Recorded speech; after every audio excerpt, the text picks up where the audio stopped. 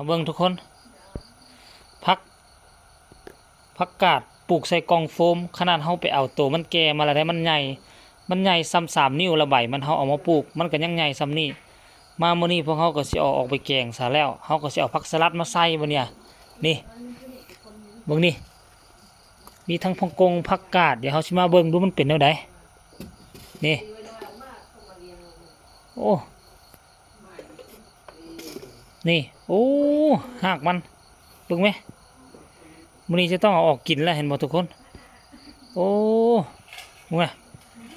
ต้น2 คืบพุ่นเด้นี่เดี๋ยวออกมากองสินี่ก่อนนี่แล้วก็ตัวนี้เห็นบ่นี่โอ้ชนิดเดียวกันบ่นี่ชนิดเดียวกันนี่ต้นนี้เห็นบ่นี่ทุกคนความจริงมันแก่หมดแล้วเห็นบ่มันแก่หมดแล้วนี่เห็นบ่โอ้โอ้ตัวนี้ก็เริ่มบ่ได้ละนี่เห็นบ่โอ้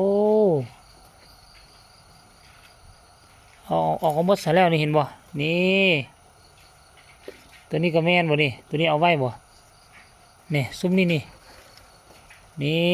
ทุกคนมึงไหมพอแกงแล้วนี่ไหน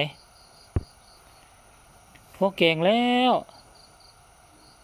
เดี๋ยวเขาจะเอาผักสลัดมาลงนี่เนาะเอาผักสลัดมาลงนี่เดี๋ยวเขาก็สิเปลี่ยนตัวนี้ออกดึงตัวนั้นมาตัวนั้นมันอยู่โฮมโพดต้องดึงออกมาแดด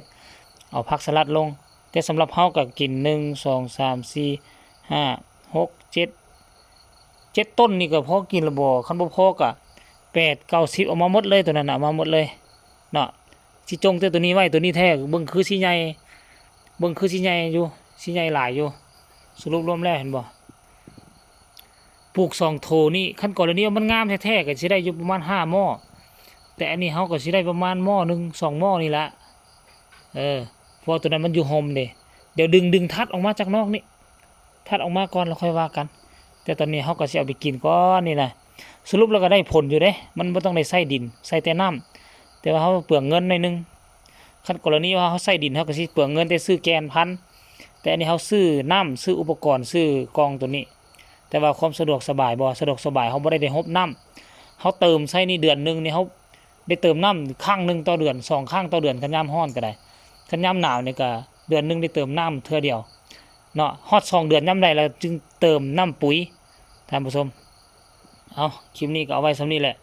เดี๋ยวสิแกงซิมเบิ่งว่ามันสิแซ่บหรือบ่แซ่บพอกันใหม่ในคลิปหน้ากันแล้วกันเด้อกำลังต้มพุ่นน่ะ